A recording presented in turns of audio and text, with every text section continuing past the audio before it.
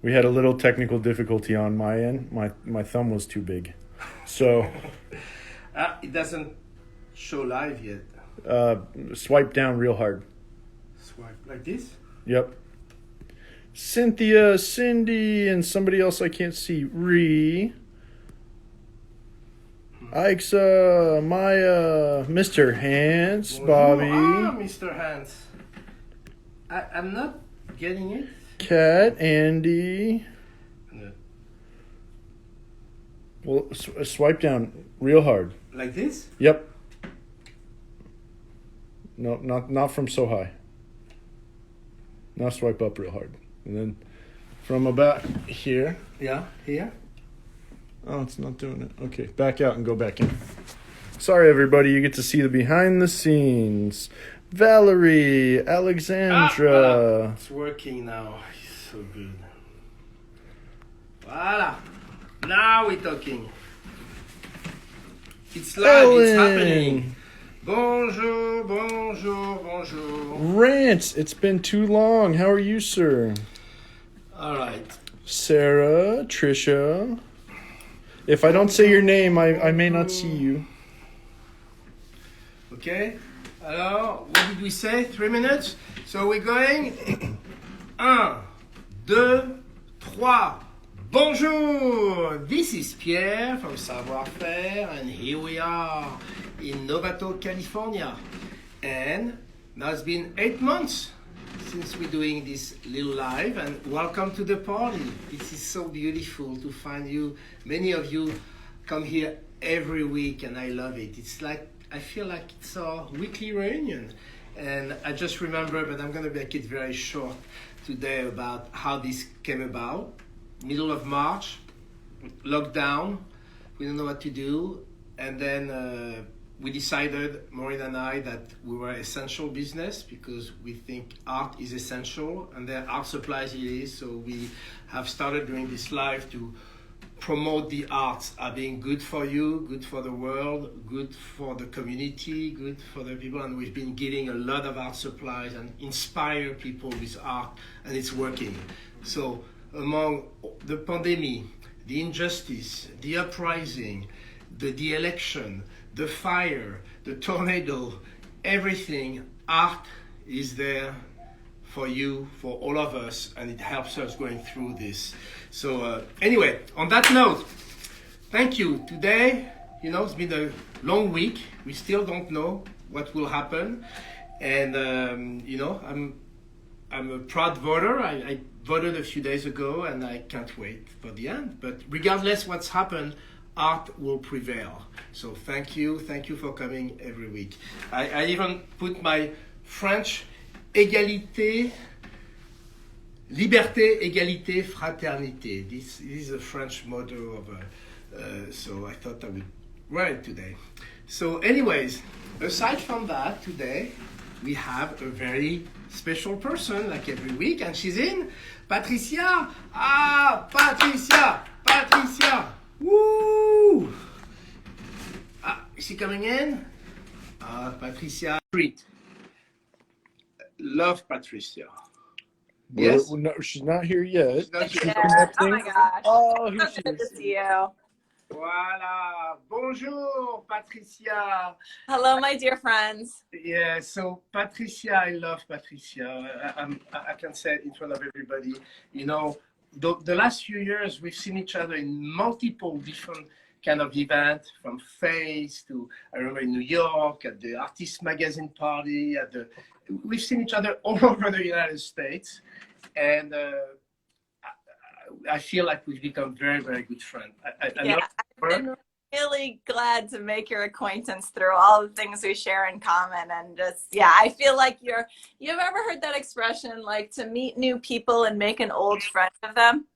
And I felt that way about you, like right away. Like I was like, oh yeah, we've been friends before in a previous life. Like, yeah, and it's interesting. Right away, without knowing each other, I remember, particularly in New York, and then after over and over, that we engage right away on deep conversation, whether it's philosophical, about art, about culture, about even politics. I forgot the theme, but right away. No small talks. For some reason, we Yeah, connect sure. with true, real, deep conversation, and that makes You, it. you love art and you are a true bon vivant, which is one of my favorite characteristic in a person, that they are just warm and embracing about life and game to do things and like find joy. And whenever I meet somebody like that, I'm like, yes, that's going to be my friend.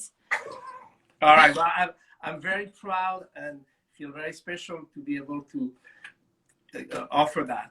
So, all right. So much about me. It's about you today. And you can talk about anybody you want and whatever you want. But let's start, since you say bon vivant, and I call you Patricia. Oui. And that part we haven't talked so much, in fact. So why don't we talk about this?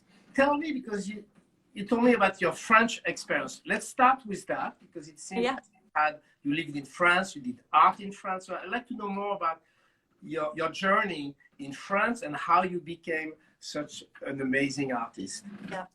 I am a real Francophile. I have spent more time in France and in Paris than in any other place in Europe. And so I feel like I know, more about that particular part of European culture than I've had a chance to experience elsewhere. I went there because there was an American artist named Ted Seth Jacobs who passed away a year ago at the August date. He was born in 1927. So he lived into his 90s.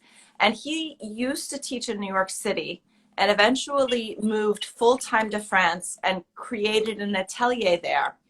And this was early on. He was a teacher to Anthony Ryder, who wrote the Artist Complete Guide to Figurative Art. He was a teacher to Jacob Collins. He was a teacher to other artists like Michael Grimaldi and Timothy Stotts, Michelle Tully, who now kind of carry on that teaching. So I early on was introduced to him through Tony Ryder, who was an important influence and teacher on me, who sent me to France. And so I went to live in France for a year. Ted taught in a very small town in the Loire Valley. A tiny town, and I lived in a small town called Villers. It's like between Angers and Saumur, is sort of in the middle of nowhere. One of the things that's good about living in the Loire Valley is that actually many French there don't speak English. So I really had to use my terrible French, and I feel like I lived there long enough. I could understand French. I could get around. I'm not really fluent, but I developed a real deep love for France. And then, so I studied in France for a year. It was great living in the countryside there. So, on peut parler français alors. Maybe we can Oui, on peut do French, hein? On va parler français, ça fera plaisir à tout le monde. No, all right, okay, not this. So I was saying someday earlier that I kind of love the way he says Patricia. It sounds so much more interesting than the American Patricia, right? So most of my friends and family just call me Patty, but I was like, please keep calling me Patricia. It makes me feel connected to that French experience. All right, great. Well, of course, Patricia, bien sûr. So, okay, so in France, you got to study there, and then we're going to go fast forward, because I think we may, if you want, maybe you could show us a couple of things. So I want to keep time for that. So let's go fast forward from you started to learn, you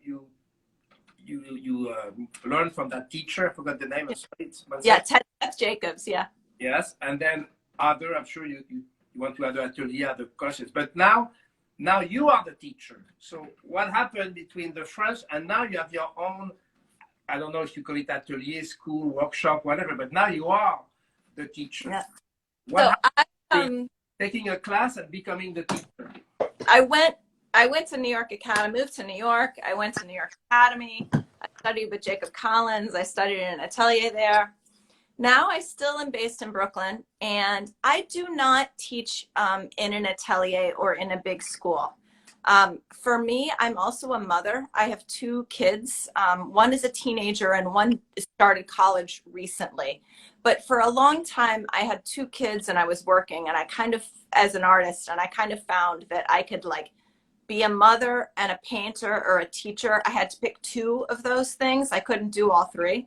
So I really tried to lean into the painting part. And in fact, I do more portrait commission work and other kinds of things instead of like, I've never done like full time. A lot of my colleagues now, like Dan Thompson is the dean of and Caminati, and Michael Grimaldi is like, the head of drawing at New York Academy. So it's really impressive where they've gone. I've started teaching privately. And then when COVID happened, I actually then, like everyone, it's like, okay, well, I can't do it on person. How can we like meet these new times? So in the last 6 months, my life has changed a lot. And I started teaching actually on Facebook Live. I mean, we're on Instagram Live, there's Facebook Live. It's kind of amazing, actually, the things that are available if you just like press the button and like start to talk. So now I do a weekly demonstration right now every Wednesday on Facebook. So I'm on Facebook. You guys can, find me there. And so that's where I've been teaching. And I did like a video with Streamline, with Eric Rhodes and Streamline Art Video, teaching a portrait video. So I definitely do a fair amount of like workshop teaching, video instruction. I'm doing this video, but I'm really sort of like freelance as a teacher. I kind of do my own thing. I'm a little independent minded. So I kind of like having control of just exactly what I do when. So very good. Yeah, thank you for sharing. So of course you got, everybody knows your name. So please check Patricia on Facebook and see if you can get any tutorial. Those lessons are free. They're free once a week on Wednesday. There's things that you can like upgrade if you want support or if you want individual teaching, but just the lesson itself is free. So that's kind of like something I'm doing during quarantine. I don't know if it'll last forever.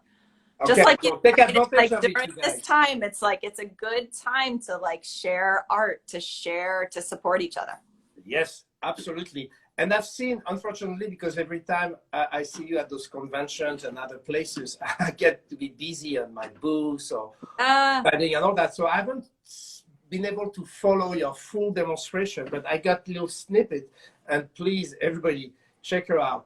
We were talking actually with Andrew, who is behind the scene. Andrew, say hello. Okay. You know how we felt, so your energy, your composure, I mean, the way you teach, the way you are in public, it's a little different than many of the other teachers who give those workshops. I feel like you're very like grounded and very like a university teacher, very humble, and you compose, and it's very impressive. So I will invite everybody who wants to learn a few tricks to follow Patricia. No, there's something about your... I appreciate that. I do. I appreciate that. And you talk about the real thing. You don't talk about yourself that much. So that's why I was even worried that you would be you're not shy either, but you are humble and modest, and it shows, and I think it shows your strengths. So please do that. So on another note, you mentioned, and I would like to ask you about your project, the book that you are working on. If you can share, maybe it's a secret, if you can, because the theme, at least if you can share the theme, because it talks to me. When you mentioned it, it went right to my heart. So why don't you talk about us? So this is something that's kind of new for me sharing. I'm talking about it with artists that I'm working with, but during this quarantine, amazingly, one of the things that is a new project for me is that I'm writing a book on drawing. And I have a contract with a publisher. I'm working with Monticelli's Studio Press, which created Juliet Aristides' books. Juliet is a colleague of mine, and I admire her so greatly. Her books are amazing. They also published Robert Zeller's Figurative Artist Handbook. So they're a really terrific publisher. And they had approached me a little while ago about doing a drawing book, and I felt that I wasn't quite, how do I do that? I don't know. But then everything came together perfectly, that it sort of landed in my lap right at the beginning of quarantine, and we were shut inside, And it just felt like, frankly, a sign from God. Like, yes, I am going to sit inside quietly and I'm going to write an artist book about drawing. And the thing that my theme is, and this is what it took me time to figure out, and now I feel really passionate about it, that my focus in the book is that it's about not so much how to draw, but why we draw. It's also about using drawing as a way to develop your personal creativity, and that drawing is a practice of mindfulness, right? Like, we're talking a lot about mindfulness. How do we be conscious of the stress, the anger, the feelings, right, that are influencing us? How do we, as artists, how do we deal with, frankly, our fear, our worries? Am I good enough? Do I have something to say, right? These are all emotional issues that then we're sort of learning how important mindfulness is. But mindfulness for some people is like, what, am I supposed to sit on a pillow and meditate and not move for 15 minutes? It's like, can you just poke me in the eye instead, right? Like, no, that does not appeal at all. But I really have come to understand, just through my own lived experience, that drawing, that creativity is itself a practice of mindfulness. And that when you, especially if you're with a little bit of intention, that you kind of approach your creativity as a practice, as a way to get yourself calm, as a way to get yourself centered, as a way to get, there's, what is it they say? To be yourself in a way that's always trying to make you something else, right? How do you do that? Drawing, creativity, that's how artists do that. And so that's my focus of my book. And it's for everyone. It's the drawing, the technical stuff is actually kind of beginner level. I really want it to be for at every level, but then hopefully the concepts are not just good for someone who's new to art, but maybe somebody who's like really trying to develop their voice, develop their creativity. So yeah, so I'm excited about it. So can you tell us what's the timeline on that? When are we gonna be able to read the book? How do people will be able to buy the book? And they have a preview? I'm willing to buy one now. How can we pre-buy them? I know it's very much a book for the times, but it turns out, like, I'm new to writing a book, and it turns out it's actually very hard. All of my friends who've written books warned me about this. So it's taking time. I am supposed to be completing my manuscript in the next couple of months, and the target date for publication is at the end of next year. That's a little like in best case scenario. So it's going to be end of 2020, maybe early 2021. So it takes time, even once you finish the book, for them to do the layout and the publishing and the printing. There's a whole, I was surprised it takes so long, but it's at least a year. Yeah, it's normal. It takes exactly. a while. But I was curious, if people keep that in mind, is there any mailing list or anything? Can we sign up to be or something? Because we may forget in a few months. Follow me on people. I promise I will continue to share this information on Instagram. I do have a mailing list, and that's on my website. My last name, Watwood, is my husband's last name. When I was born, I was Patricia Smith. And I felt like Patty Smith was already kind of like, that was a little taken. So I was really happy to take my husband's name, Patricia Watwood, and it's pretty easy to find on the internet. So you can find my website and you can join my mailing list, or if you just follow me on social, if you follow me on Facebook, you follow me on Instagram. Honestly, when it gets closer to publication, people are going to get so sick of seeing my posts about my book, because I'll be like, I'll definitely be talking. No, it's okay. People will get there. It sounds like a fantastic theme, and I don't know your writing, but knowing you and know how you feel, I'm sure it's going to be fantastic. I want to come back to Patti Smith for a second. I didn't realize was your maiden name, and I have how do you call I used to know Patti Smith.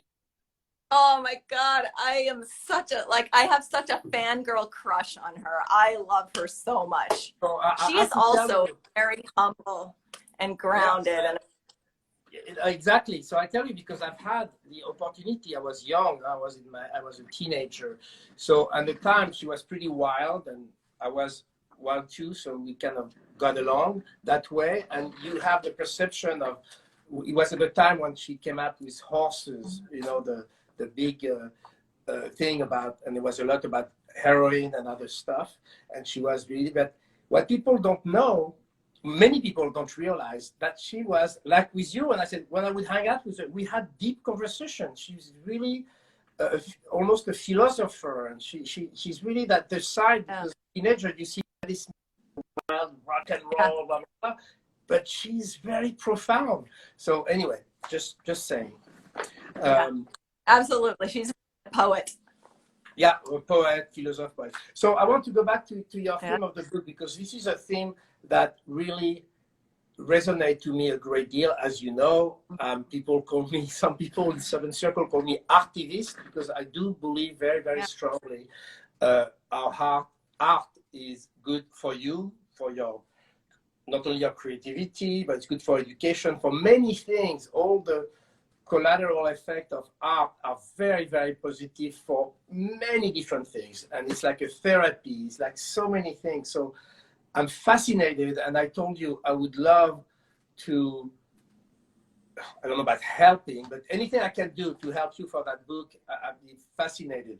Can you, on that subject, can you give us another, you told about the mindfulness, on that, do you have like a little anecdote, a little story about? Well, so one of the kind of primary themes for me, one of my principal things that I want to share, especially right now, right? This has been such a hard year. We're still waiting for these election results. There's the environment. I care terribly about the environment, and it feels like every year we just like, it's just getting worse and worse instead of better and better. How do we, but I really believe that the world is full of people who really do want to make the world a better place, and are willing to get up every day and work hard to do that. But we have to have systems. We have to have ways that we like rebuild our energy, rebuild our hope. And I think that art is a mechanism for hope. You know, people don't necessarily like go to church like quite as much, but they go to the museum, and they go to the museum because they need their hearts like filled, right? They need to be reinforced so that they can go back into the world and like try to make the world a better place. And I believe, and I think in my own work that I do, and in this book, art is a mechanism for hope. And if you engage with it, it like rebuilds your resilience. It helps you metabolize pain. It helps you find meaning. Like, things can be very hard. Things can really struggle. But when you have meaning, when you know, okay, this is really hard, but there's a reason, and this is where I'm going, you have meaning with pain, you can do a lot, right? So, you know, art is one of the things, whether it's poetry or writing, but in my case, I'm painting and I'm drawing. This is how we like this is how we build meaning in our lives that then makes it possible to get up every day and like try to fight for justice, try to save the environment, try to just take care of your kids, you know? So that's my theme. All right. So I love it. I just want to go back again with a little anecdote, and with all respect for religion, you know, I'm not a big practice, but I respect, and I think many religion brings a lot to society. So it's, what I'm going to say is not a blasphemy or anything, but I had a friend with whom we're organizing live drawing session in Sausalito, every Sunday. And it used to be called a church. So the art community would say, oh, we have to go to church. And that was every Sunday morning, live drawing. So we spent, and it's still going on. I'm not participating anymore, but I was sponsoring. I created but I helped at the beginning. And we're always referring to that session as going to church. And then we said, you know, we have to pray every day. And praying was to do your daily sketches. So praying was to sketch every day a little thing, what you see, what you think. This is exactly my theme. This is exactly it, right? And I actually am a religious person. I'm also just like, I'm a seeker of like faith and meaning in a lot of different ways. But yeah, drawing, you know, like going to life, you know, your life practice when you're connecting with something that's bigger than you. You know, you're looking at nature, you're being inspired by the beauty and the awe that you see before you. When you're drawing from life, when you're trying to create a portrait or a drawing, it's very clear that you don't know everything and that the world is way fuller of more like mystery and beauty than you possibly can understand.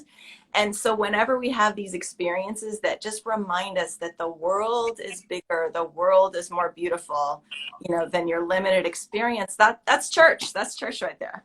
All right. So, okay. So now let's move on because we have little time left. We still have a few minutes. I think usually, and I'm sure today, people love to see you getting dirty. No, I'm just kidding.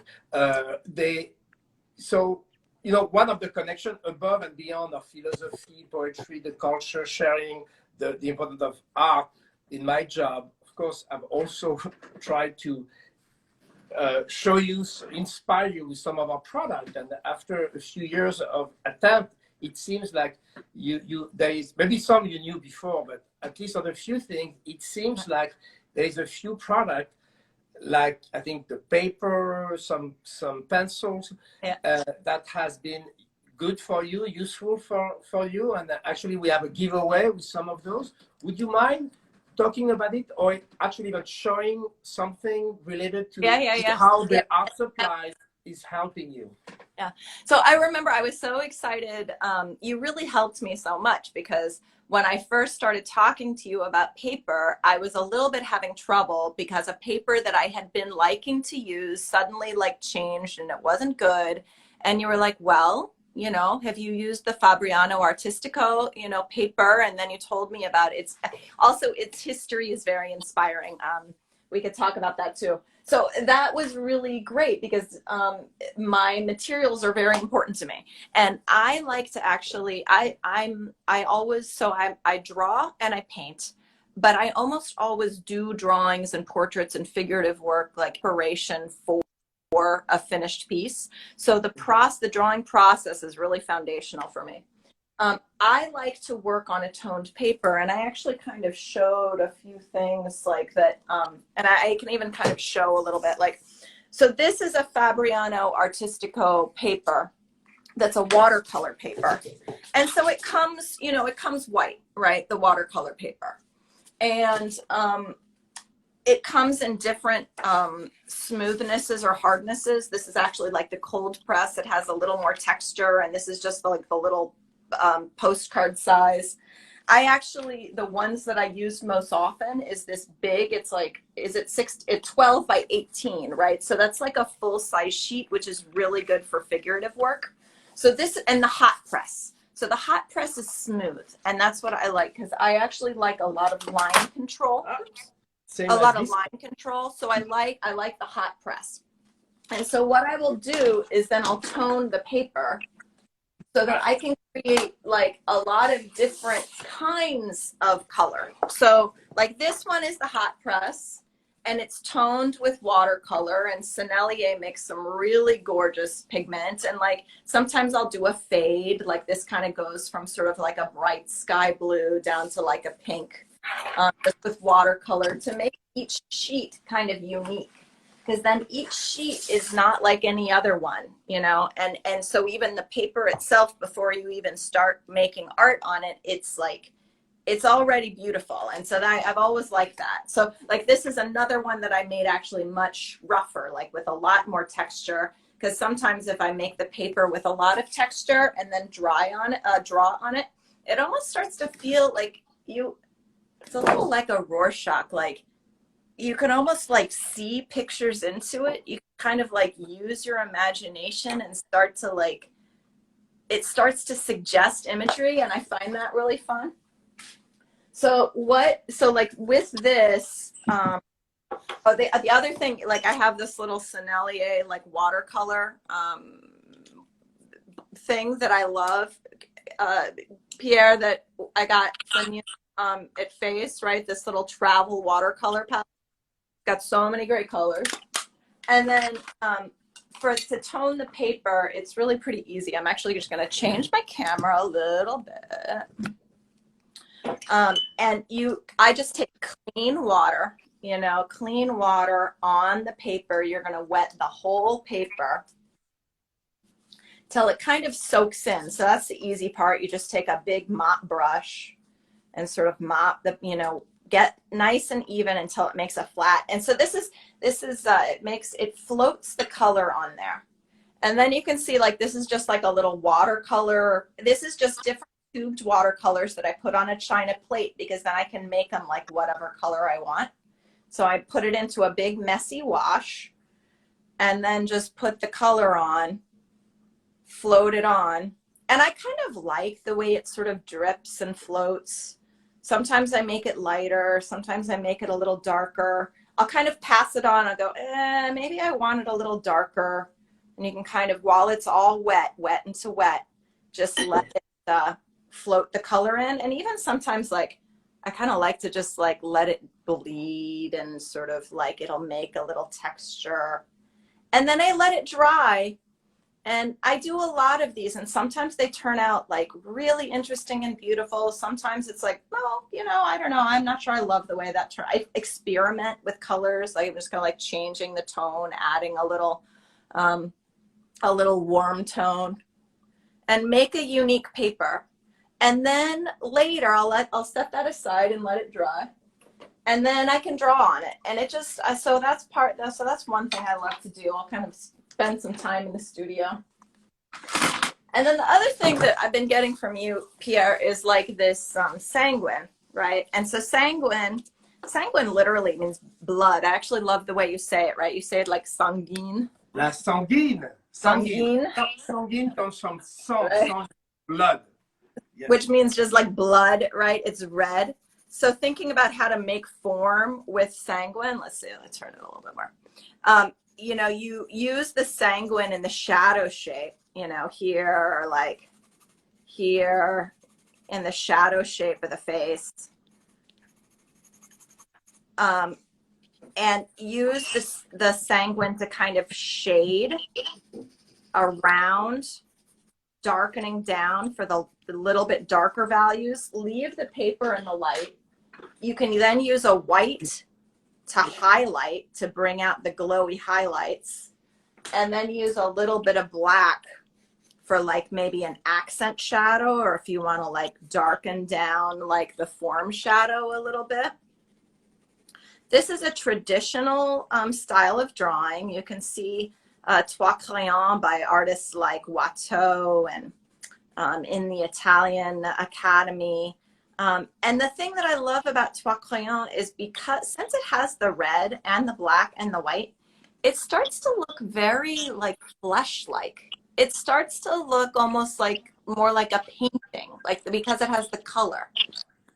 This paper is kind of gray blue, and I actually really like the way the gray blue works with it, So there's a lot of different kinds of sanguine. There's two different main types. There's a dry, right, which is chalky, like a pastel, and it's powdery, and you can sort of rub it and smear it. But it took me a long time of experimenting around, but this kind is the sanguine oil. And so it's actually more like, and you can tell me, Pierre, is it really wax, or is it like, it's like a colored pencil, right? Or is it different? Like what is the binder that's in there? So, first of all, we don't have the exact formula because each of those companies, they have their little, I see. But so I cannot disclose everything, but yes, it's a mixture of a little wax, but there's many different wax out there. You have mineral wax, beeswax, wax, blah, blah. So each company have very specific wax. So I think it's a mineral wax, and then a sense of some oil, but it's synthetic oil or something. So it doesn't, it's archival. It doesn't dry the way that oil in oil paint would right. do. Yes. And the reason I figured out that I like the wax better is that I just get more line control.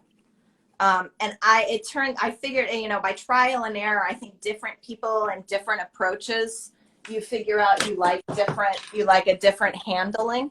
but the wax, it gives you more like specific line. And I kind of like to, in my drawing, I like to be able to have like specific hatching and hatched lines.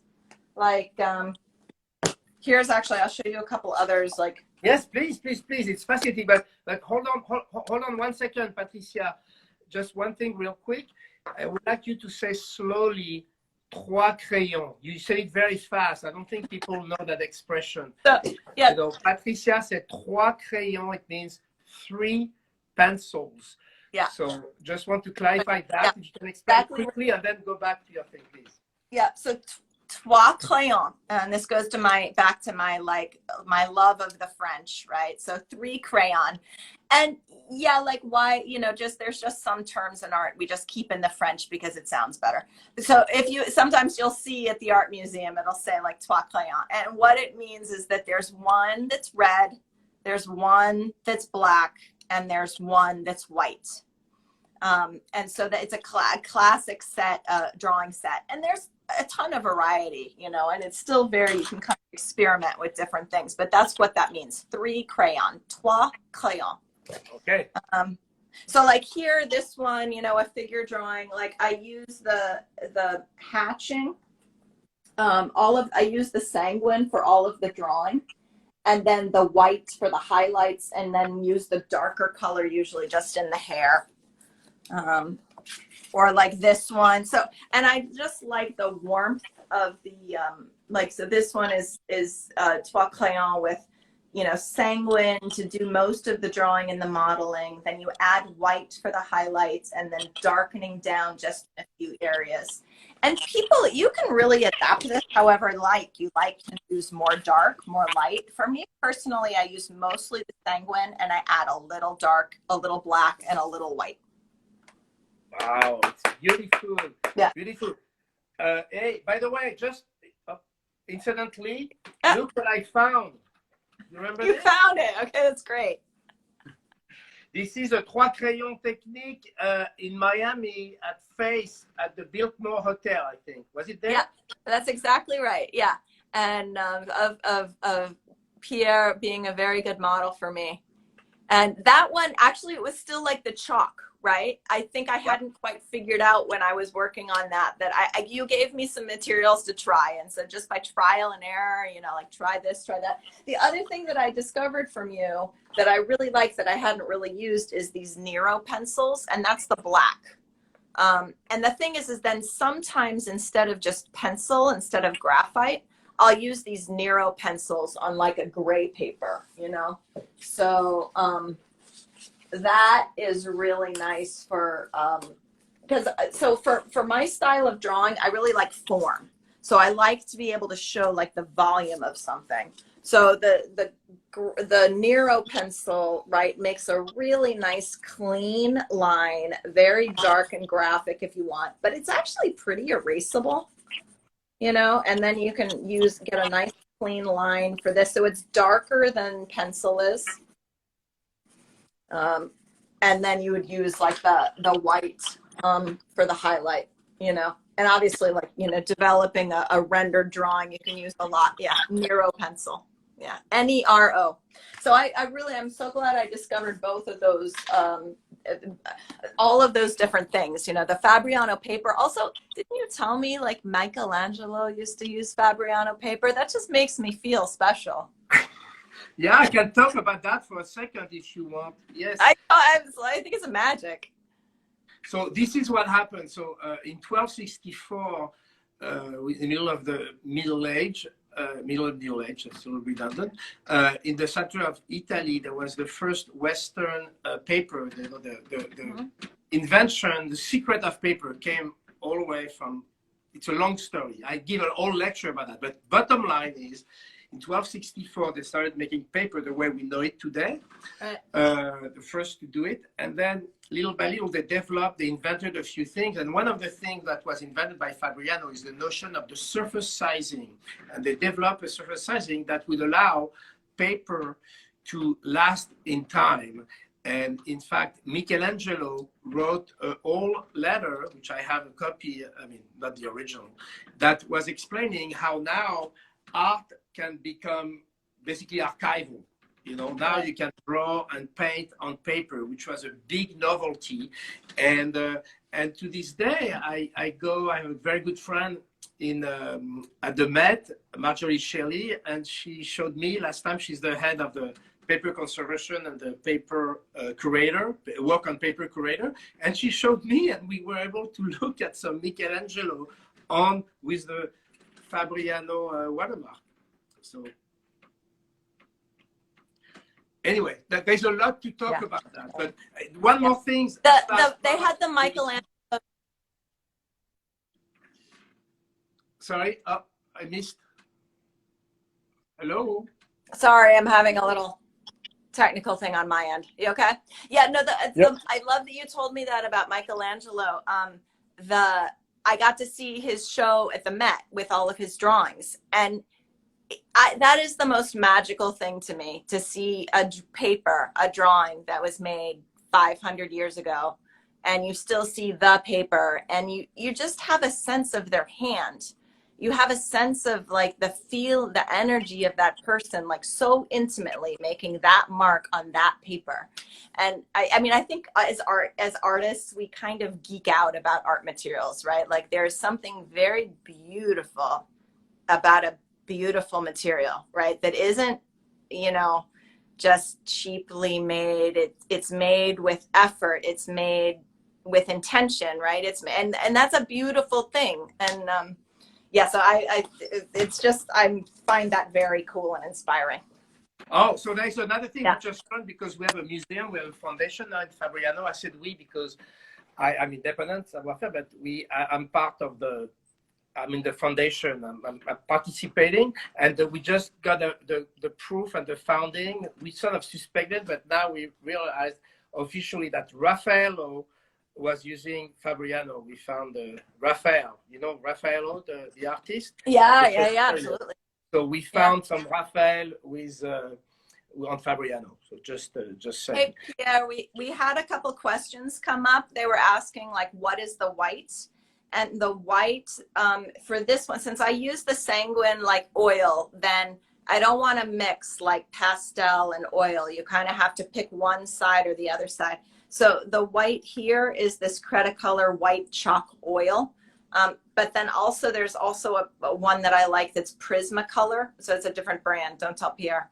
So you know, it's kind of like a white colored pencil, you know. And then somebody else asked about the Nero pencil. Is it darker than a 6B? And the thing is that all of the Nero are they're darker because they're really black, whereas graphite is actually kind of a dark gray. So even it's just a darker tone. It's more like a compressed charcoal pencil, right? And the compressed charcoal pencil is obviously like carbon, but I don't like compressed charcoal pencils because they're kind of gritty, and the paper kind of like, they just don't work with my hand. They pull and they get kind of clunky and ugly. And so that's why I was excited to find these Nero pencils, because they have sort of the blackness of that charcoal pencil, but like for the line is just much smoother and just better for my hand. People's hands are different. You like a different weight, you like a different texture. But so for me, it's great. And the Nero has that oil content to it as well. Right. Yes, but the oil content. Right, exactly. I couldn't mix compressed charcoal with the oil. Yeah. So the oil or the wax, that feeling of oil could be with a little bit of wax, you were correct. But the big difference, and actually Andrew can speak also, one of the big difference on the usage between a charcoal pencil, let's say, and a Nero or lead, is that the charcoal can smear, you can erase it very easily, you can make it disappear, where the Nero or the oil sanguine and all that, they don't smear, you know. I mean, you can force to smear, but you can control it better, and it's more permanent. Charcoal in a way. You want to add to it, Andrew, because you're an expert also. No, that sounds accurate. Yeah. Okay. So I just want to clarify, because people get, and by the way, we were just talking with Andrew yesterday about that. Sometimes we get people confused, and we should do a better job to explain better the difference, because occasionally people buy one thinking it's the other, and they're upset that it doesn't work the way they expected, because they buy the oil when they wanted to buy the dry and so forth. So that's something we need to do a better job. We have a real quick, I'm going to interject. We have a little less than 10 minutes left, and we have our winner for the drawing. Let's All talk right. about the winner. Yay. Devastatia. Devastatia. All So right. Devastatia, go ahead and direct message us, and we'll get that out to you. Bravo. Congratulations. That's awesome. Good for you. So, Patricia, go ahead. You were about to show us other things. Go ahead now. We got this out of the way. So, I don't know. I'll show you one other thing, which is that for my book, I am doing more where I'm doing a little more mixed media. So this is the Fabriano Artistico paper. And actually, oftentimes, I just like to draw in graphite when I'm just sketching. It's just, that's my easiest like go-to. Like I can erase it. But then I can speak with the Fabriano paper, since it's a high quality watercolor paper, then you can put watercolor on top, right? And it mixes really nicely. So this was something else I've been doing more lately. And like you've got this little, I think I use this like little tiny like watercolor set, you know, to do those. nice. Right. And there's so much, you know, it's just tiny, but there's so much color here. It's all you need. You might need an extra plate for drawing.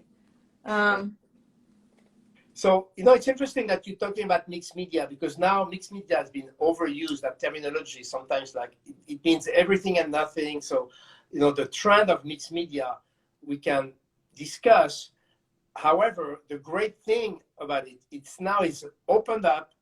In the past, people were stuck in their way, were either using graphite or oil or acrylic or watercolor. And now it's opened the door for more experimentation, and there is no shame of mixing things. When prior, I swear to God, like 30 years ago, 20 years, when I started, people were just in a box. That's open up, and I see wonderful thing without going to the full mixed media thing. Just the fact you mix a few media, you experiment. I think a lot of amazing work comes out of it. So right. And for me, like I showed a couple of those papers, but I will just, the sense I like to use the watercolor paper just because it gives me more freedom. So this I just toned, and then I did the drawing, but then you can add more watercolor to sort of like make like a feeling of a horizon line, or start to make more pictorial space. And so that's how I'm starting to use, you know, the mixed media with like watercolor, just to give me more freedom to shape the whole paper, as opposed to like just doing it in pencil or just doing it in tone. I also, of course, just love color. So I like having, you know, the freedom to like, oh, I can use blue instead of, you know, just be limited to the black or the gray or something. I mean, I think I like that about the Trois Crayons too, is that it feels like the blood beneath the skin. You know, there's that famous Rubens like drawing of his son. And it just feels so completely lifelike, right? Because there's a particular quality to that sanguine. sanguine. Yeah. Hey, if you call it sanguine, I'm gonna call you Patricia. That's okay. No, I'm But kidding. then this one, Patricia. it has a little bit of watercolor. You know, like I'm using. Sometimes I'll just, instead of using a pencil, I'll use like a watercolor to make a line. You know. And when the paper can take both the drawing and the watercolor, then you're just free to do whatever you want with it. The paper is like 140 pounds, so it's a little thick. You can kind of hear, right? You know, so it holds up to like a fair amount of like getting it wet, experimenting with different things, and it's sturdy. So in fact, you know, about that, you know, there is that old trend I was talking about, mixed media. Be careful. You know, your artist, when you see a product called mixed media paper or mixed media pad, because for many companies, it was a way to try to sell you some paper that kind of work a little bit with everything, but good for nothing particular. So to me, I've always explained, or in my opinion, the Fabriano, watercolor paper, and good quality watercolor paper like Artistico, which is 100% cotton and mold made. To me, it's the ultimate mixed media paper. That's the Mhm. real mixed media, because it can really take the abuse. There's a little bit of absorption, but not too much. You can do Yeah. watercolor, you can do everything on it, and takes abuse. And 140 pound that you refer to, which in Europe we call it 300 GSM, 300 Right. grams per square meter. It's a little thicker, but I know some people who takes even the heavier one, the 300 pound, which is very thick, and then they go at it and they abuse it and they use it like so. Yes, to me, I love the fact that you mixed your medium with on the paper. So Yeah. And for me, the thing is like I mean, I am a professional artist. I hope to, you know, get my work to collectors and in collections. I want to know that that paper is still going to be good. You know, I want it to be archival. I want it to have integrity, you know, so then it's like, I don't want to mess around with kind of a crappy paper. I want to know that the paper is like really good quality and I'm going to be able to use it the way I want it to. And also that in time, it's going to hold up. It's going to be beautiful, you know, and if it's still, Michelangelo's papers are still beautiful. So that gives me a lot of trust in the product. Yeah, so I'll say something very, very quickly about that, because we're going to run out of time. One more minute to that. I want like you to give the word of wisdom before we go. I just wanted to say that I know more and more artists, the high art, you know, for museum and all that, now they start to disclose on what paper they're using. And now when you put painted or drawn on Fabriano, it brings value, and the museum, the collector, the gallery respect that. So it's worth, when you do something, to pay a couple dollars more for a sheet of paper, because you can sell your work for a few $100s more. So just keep that in mind. And you are totally right, because there's so many questionable paper out there. And so something to keep in mind. But one more, less than a minute. Can you tell us, Patricia, give us a good word of wisdom in those rough times. So give us hope. Oh, Pierre. So, you know, make art with friends. Make art with friends. You know, like I'm actually this weekend, I'm going to go out and paint with some of my friends, some of whom I went to school with, is my community. And I'm going to spend a few days painting outside. Saturday and Sunday, just painting outside. And that's what I'm going to do to kind of recover from this week, right? Okay. It's not making art, but like connecting with my community of people who make art and make the world a better place. Artists are the best. They're totally inspiring. They're positive. They're resourceful. Like I'm just, you know, so connect with your art community. Make art. I love it. So on that note, go paint! Woo! Merci, I love you, Pierre. Thank you so much. Au revoir. Bye bye. Au revoir. Love you. À bientôt.